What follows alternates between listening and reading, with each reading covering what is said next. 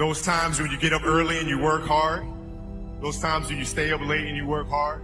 Those times when you don't feel like working, you're too tired, you don't want to push yourself, but you do it anyway. That is actually the dream. That's the dream. It's not the destination, it's the journey. Follow your passion first. First. When I retired from the game, I sat there asking kind of all the wrong questions. What's the biggest industry I can get into? And it's all the wrong stuff. And you got to sit there and ask yourself, okay, what am I truly passionate about? What do I enjoy doing? And when you feel that way, you feel like you have never worked a day in your life. It's the most fun thing in the world. You get up in the morning excited about what you're doing. And you got to be really honest with yourself about it. If you wake up in the morning and you're dreading going to work, do something else. Right. Do something else. And those are hard decisions to make. But when you make those decisions, it's a very liberating experience. And you find out that the rewards will come. Trivial things weren't going to pull my attention. It had to be things weren't going to pull my attention. It had to be things that I had a purpose. I wanted to be one of the best basketball players to ever play. And anything else that was outside of that lane, I didn't have time for. I made that deal with myself at 13 years old. The love of the game, the challenge. Like I would watch Magic play, I'd watch Michael play, and I would see them do these unbelievable things. And I'd say, can I get to that level? I don't know, but let's find out. My philosophy was a very simple one. And this is where I think film plays a big part of my life. Rudy was one of my favorite films growing up. After watching that film, I come to understand if I could work that hard every day,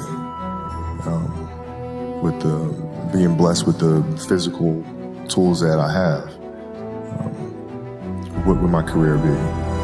And I made a promise to myself from that day that I was going to work that hard every single day so that when I do retire, I have no regrets. And that was the most important thing for me, is to leave no stone unturned, get better every single day. And if I lived that way, then over time, I'd have something that was beautiful. But that was my philosophy. It seems like a pretty simple one, but if you live your life to just get better every single day, and do that for 20 years, what do you have? These practices are meant to be competitive. They're meant to be competitive. If your practices aren't more competitive than the games themselves, you're doing the wrong thing. And most of these teams and coaches have gotten into a mindset of resting players. Oh, it's too much. We're not going to practice light day. Phil never gave us a light day. There's no days off. You show up and you work, practice. And practices are going to be worse. It's going to be more physical. There's going to be more trash talking. And I'm going to let you know, right? Yeah. If you didn't show up today, I'm going to let you know. Yeah. And it's going to be embarrassing. And you're going to hate it. But when Game 7 rolls around, the NBA Finals, you will be prepared. I think the only thing that separates people is passion. Having the ability to focus on something or to work on it will allow you to work hard enough to be good enough at it. That's the Kobe Bryant, bro. He outworked those people. A lot of people in the league perform according to their paycheck. I ain't getting that money, let them do it. Kobe was there every day. Yeah. And that's what separates him and makes him special to us in a different way, even after he's gone, right? So thinking of that's one thing when you can actually commit to yourself and what you want for your life and you work that hard at it. You get up at 10 in the morning, train at 11, right? 12, say 12, train at 12, train for 2 hours, 12 to 2. You have to let your body recover. So you eat, recover, whatever. You get back out, you train, start training again at 6. Train from 6 to 8, right? And now you go home, you shower, you eat dinner, you go to bed, you wake up, do it again, right? Those are 2 sessions. Right now, imagine you wake up at 3, you train at 4 to 6, come home, breakfast, relax, so, blah, blah, blah. Now you're back at it again, 9 to 11, right? Relax, and now all of a sudden you're back at it again, 2 to 4, and now you're back at it again, 7 to 9. Look how much more training I have done by simply starting at 4, right? And so now you do that, and as the years go on, the separation that you have with your competitors and your peers just grows larger and larger and larger and larger and larger. By year 5 or 6, doesn't matter what kind of work they do in the summer, they're never going to catch you. That life has this cyclical nature where it's, what you do on Monday is fantastic, but then Tuesday is a bad day. But guess what? There's Wednesday. Yeah. So are we just supposed to live our lives like this the whole time?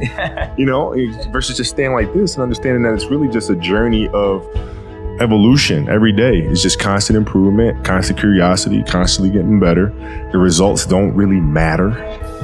It's the figuring out that matters. And like I've seen a lot of players, especially now, in youth basketball, and with that, you have players that are like bigger, faster, and stronger, and their coaches are just coaching them for results. We're just going to use your size because you're bigger than every other 12-year-old out there to dominate today. But they're not growing, right? So they're just based on that result, but they're not focused on growing this young child into becoming a better athlete. And through that, teaching them how to become a more well-rounded person. And we're missing that. I'd like to share a lesson I learned from him. It was 2008. The Redeem team was formed. And we were in Vegas for the start of training camp, and we were getting ready for the Olympics in Beijing. We're going to head to Beijing. And I wanted to establish myself as a young leader on the team by waking up bright and early, day one. So the goal was to be the first one at breakfast. So I set my alarm. I make sure I'm up by sunrise. I get out of bed. I put on my gear and I head downstairs. But when I get there, Kobe's already there with ice packs on his knees, drenched in sweat. Now, it took me a minute to figure it out, but this guy wasn't only awake before me. He had already worked out. He had just played in the finals days earlier. Meanwhile, I'd been off for months and I was still exhausted. What he had done that morning was incomprehensible to me. That dedication he had only days after falling short of an NBA championship. That taught me something I've never forgotten. Legends aren't defined by their successes. They're defined by how they bounce back from their failures. And that's what I hope to communicate to anyone watching this, especially the kids. So now I'm gonna get there at 3 o'clock. And I wanna make sure I make 400 made shots. Get in the car, get to the gym, get there, and as I'm walking onto the court, who do I see? I see Kobe Bryant, already working out. So I worked out for a good hour and a half. And when I came off, after I was done, I sat down, and of course I still hear the ball bouncing. I look down, I'm like, this guy's still working out. It looks like he was in a dead sweat when I got here, and he's still going. And it's not like his moves are nonchalant or lazy. He's doing like game moves. I sit there and I unlace my shoes. I'm like, I want to see how long this goes. So I sit out there and watch. 25 minutes. And he got done. I said, okay, I think I've seen enough. Go play, come back, get in the sauna, get ready for the game. That game, he drops 40 on us. And after the game is over, I'm like, I have to ask this guy. Like, I have to understand, like, why he works like that. Right. So after the game is over, I'm like, hey, Kobe, like, why were you in the gym for so long? He's like, because I saw you come in. And I wanted you to know that it doesn't matter how hard you work, that I'm willing to work harder than you.